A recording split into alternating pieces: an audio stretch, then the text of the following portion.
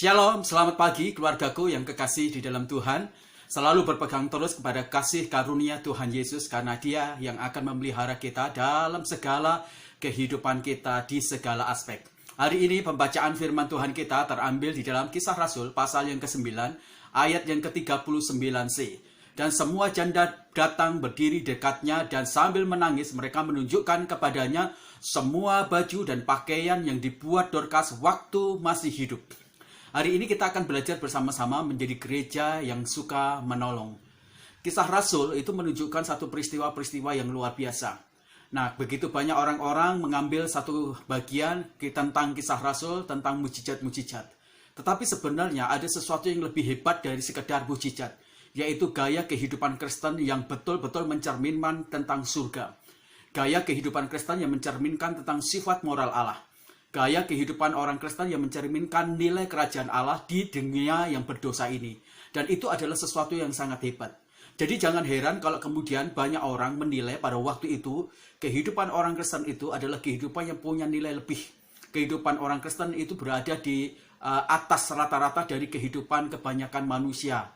Kehidupan Kristen itu diwarnai dengan sebuah brand image, yaitu kesukaan mereka untuk menolong orang tanpa pamrih. Kesukaan orang untuk menolong dengan ketulusan yang luar biasa. Dan orang-orang Kristen pada zaman Kristen awal itu merupakan satu gaya hidup yang memiliki kualitas yang luar biasa. Kekristenan dan gereja itu menjadi satu perpanjangan tangan dari pekerjaan Tuhan, dari hatinya Allah, dari karya-karya Allah di muka bumi ini. Dan itulah yang harusnya dilestarikan. Kita tidak boleh melestarikan sesuatu yang tidak esensi. Kita harus melestarikan sesuatu yang sangat esensi, yaitu berhubungan tentang gaya hidup Kristus, gaya hidup kekristenan, nilai-nilai kerajaan Allah di tengah-tengah dunia yang penuh dengan dosa ini. Itu yang harus kita upayakan untuk kita kembangkan di dalam hidup kita. Nah, hari ini kita belajar bagaimana kita mendesain gereja dan orang-orang Kristen menjadi orang Kristen yang gemar untuk suka menolong, menjadi orang Kristen yang benar-benar menunjukkan gaya hidup yang berbeda dengan gaya hidup di dunia, yaitu suka menolong. Pertanyaannya begini, mengapa gereja itu harus memiliki dinamika DNA yang suka menolong bagi orang-orang sekitarnya? Mari kita belajar bersama-sama dari apa yang telah dilakukan Dorcas. Bagaimana dia memberikan inspirasi kepada gereja akhir-akhir ini, supaya mereka semuanya menjadi gereja yang betul-betul berdaya dampak luar biasa bagi sekitarnya. Yang pertama, mengapa gereja harus menjadi gereja yang gemar menolong? Karena ketika gereja menjadi gereja yang gemar menolong, maka kehidupan dari gereja itu menjadi satu gereja yang bermanfaat. Ketika orang-orang melihat kematian dari Dorcas, yang mereka rasakan adalah satu kepedihan yang luar biasa. Yang mereka rasakan adalah bagaimana mereka merasa kehilangan Dorcas. Beberapa dari mereka menunjukkan apa yang telah diperbuat Dorcas dalam hidup mereka. Dorcas memiliki talenta untuk menjahit baju. Dan beberapa orang-orang yang papa, beberapa orang-orang yang sukar, janda-janda itu dibuatkan baju oleh Dorcas. Mereka merasakan kehidupan Dorcas memberi manfaat sangat besar dalam hidup mereka. Sehingga mereka betul-betul merasakan secara realita bahwa Dorcas benar-benar memberikan sumbangsih dan pengaruh yang sangat nyata dalam kehidupan mereka semuanya. Waktu gereja, waktu orang-orang Kristen bermanfaat, maka di situ gereja memenuhi fungsi dia sebagai gereja yang bersaksi, sebagai gereja yang bermaturia, sebagai gereja yang menunjukkan bahwa mereka merupakan representatif dari gereja atau dari Tuhan itu sendiri. Gereja harus menjadi saluran berkat, karena di situ gereja harus menyatakan tentang bagaimana Tuhan itu mengasihi dunia itu. Kalau kita bicara tentang new normal hari-hari ini, maka saya ingin mengatakan ada satu realitas yang lebih lagi, yaitu setelah new normal ada dinamakan dengan kehidupan yang baru lagi. Nah, kehidupan yang baru lagi itu digerakkan lebih banyak dengan dunia digital. Ada satu masalah yang sangat besar di tengah-tengah mungkin kesempatan dengan dunia digital, yaitu dunia bagaimana orang digerakkan oleh dunia digital. Pertemuan itu mungkin hanya pertemuan secara online dari HP demi HP, tetapi tidak ada pertemuan yang sifatnya sentuhan fisik. Jadi ada sesuatu yang berbahaya dengan dunia new normal, yaitu dunia digital. Nah, dunia digital itu mengurangi komposisi atau mengurangi intensitas orang itu berjumpa secara fisik. Nah, itu yang menyebabkan orang bisa kemudian menjadi egois, tidak mementingkan dan tidak memiliki simpati dan empati yang tinggi terhadap pergumulan orang lain. Dan ini kesempatan yang harus ditangkap oleh gereja. Di tengah-tengah dunia digital ini, maka gereja bisa berperan bagaimana gereja akan menyediakan dirinya menjadi gereja yang bermanfaat. Menyediakan dirinya bagi dunia orang-orang yang mungkin akan mengalami kekosongan dan kesepian akibat dunia digital itu. Nah, gereja harus bermanfaat, berperan di sana, memberikan sumbangsih dia secara real untuk menyatakan bahwa mereka hadir di tengah-tengah segala kekosongan, di tengah-tengah segala kesepian orang-orang yang hidup di tengah-tengah dunia digital itu. Maka mari membangun sebuah gereja yang menjadi penolong. Di sana gereja menjadi berperan bermanfaat luar biasa. Tuhan Yesus memberikan satu perumpamaan ketika ada satu pohon yang tidak berbuah, ditanam terus-menerus, dipupuk luar biasa, tetapi tidak bermanfaat, tidak menunjukkan fungsi dia untuk berbuah lebat. Maka Yesus berkata, sang tuan akan mengambil kapak dan menebangnya, setelah itu dibakar pohon itu sendiri. Jadi gereja yang bergemar dalam memberi pertolongan, maka gereja itu memastikan dirinya menjadi gereja yang bermanfaat, berfungsi secara luar biasa. Itu yang pertama. Yang kedua, ketika gereja menjadi gereja yang gemar menolong, maka gereja itu menjadi gereja yang menunjukkan sebuah kesaksian yang baik. Ya, Bapak Ibu yang kekasih dalam Tuhan, ketika Dorcas sudah meninggal, dia tidak hanya meninggalkan nama baik, tetapi dia juga meninggalkan hasil karya yang baik bagi orang-orang. Ketika Dorcas meninggal, orang-orang menunjukkan bagaimana kesaksian hidup Dorcas itu mewarnai setiap kehidupan orang-orang. Sudah menyentuh hati seseorang, sudah menyentuh kehidupan seseorang.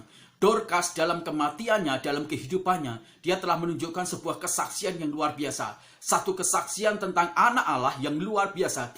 Satu kesaksian tentang anak Tuhan di tengah-tengah dunia ini. Dia menunjukkan sebuah kesaksian yang hidup. Sebuah kesaksian yang memiliki nilai kualitas surgawi. Menjadi brand image yang luar biasa. Sehingga Dorcas itu mencerminkan tentang hakikat orang Kristen yang betul-betul memiliki kualitas hidup, karakter, dan kualitas kesaksian yang luar biasa dibandingkan dengan kesaksian hidup yang sederhana atau yang mungkin tidak memiliki nilai apapun juga. Dorcas telah menunjukkan bahwa kehidupan kekristenan itu bukan hanya bicara tentang apa yang aku dapat, apa yang aku terima, apa yang aku miliki. Kesaksian kehidupan Dorcas itu menyatakan apa yang bisa aku berikan, apa yang bisa aku bagikan, apa yang aku bisa berikan kepada banyak orang, apa yang bisa aku berkati dalam kehidupan banyak orang. Dan itu yang memberikan kepada banyak orang sebuah sentuhan yang menyentuh dimensi hidup mereka, sehingga mereka merasakan betul-betul tentang kesaksian kehidupan kekristenan dari Dorcas. Dan jangan heran, karena kehidupan kesaksian Dorcas yang mencerminkan, merepresentasikan dari cinta dan kasih ilahi dari Kristus, itu yang membuat banyak orang menjadi percaya kepada Kristus Yesus. Hidup kita itu adalah kesaksian dari Injil. Hidup kita itu adalah surat tertulis dari Kristus yang bisa dibaca oleh orang lain. Isi kehidupan kita itu akan dibaca oleh orang lain. Bagaimana kehidupan kita secara real, itu yang menyatakan sebuah kesaksian yang sangat esensi kepada banyak orang. Maka jadilah orang Kristen dan gereja yang gemar untuk menolong, karena itu menjadi satu kesaksian yang hidup. Karena itu menjadi sebuah kesaksian yang betul-betul dapat dibaca, dilihat oleh orang lain. Sehingga orang lain itu merasakan dorongan, motivasi untuk mereka bisa melakukan juga kebaikan, kesukaan untuk kita gemar menolong. Dan akhirnya orang Kristen menjadi orang Kristen yang memberikan solusi-solusi di tengah segala pergumulan dan pernak-pernik pergulatan hidup yang mungkin menyisakan kesengsaraan dan penderitaan. Tapi mereka melihat sebuah harapan dari kesaksian kehidupan Kristen yang suka memberkati. Nah, ini yang sangat penting dalam kehidupan Kristen kita. Mari menjadi orang-orang yang marturia, menyaksikan dalam kehidupan kita, dalam tindakan yang real, untuk menyatakan tindakan-tindakan Kristus yang nyata. Kristus dalam kebaikannya, Kristus dalam perhatiannya, Kristus dalam uluran tangan, Kristus dalam belas kasihannya kepada orang-orang yang mengalami kesulitan-kesulitan hidup yang luar biasa. Itu yang kedua. Yang ketiga, ketika gereja itu menjadi gereja yang gemar untuk menjadi gereja yang suka menolong, maka kita akan melihat bahwa gereja itu menjadi salah satu pintu atau jembatan membuka mujizat yang luar biasa.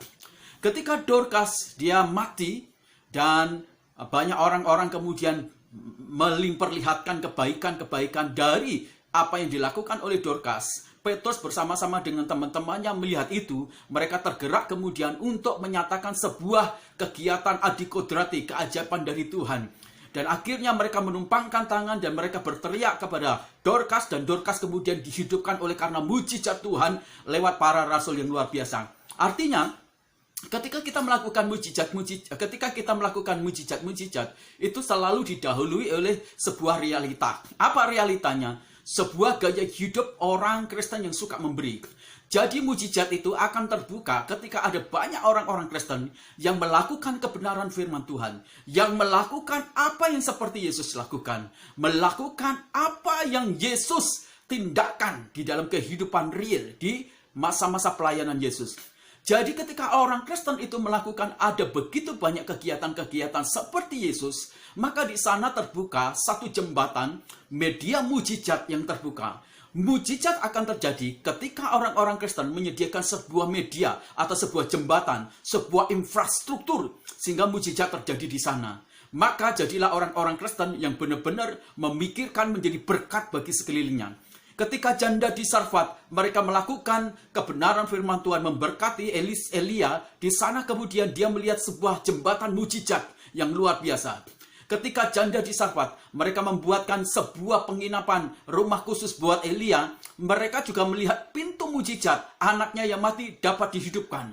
Jadi setiap kali kita melihat mujizat, setiap kali itu juga harus dibangun sebuah jembatan, sebuah jalan, yaitu hidup seperti Kristus. Hidup untuk gemar menjadi penolong. Hidup yang penuh dengan belas kasihan yang real, yang nyata dalam hidup kita semuanya. Maka ingatlah pagi ini, biarlah kita menjadi gereja, biarlah kita menjadi orang Kristen yang gemar untuk suka memberkati, yang gemar untuk suka menolong, yang gemar untuk memperhatikan kehidupan orang-orang yang papa, yang gemar untuk kemudian memperhatikan orang-orang yang kekurangan, yang gemar untuk membantu orang-orang yang memiliki kesulitan-kesulitan. Kesulitan tidak hanya berbicara tentang kesulitan keuangan, tapi banyak kesulitan-kesulitan secara psikis, kesulitan-kesulitan yang begitu sangat multi-kompleks kebutuhan-kebutuhannya.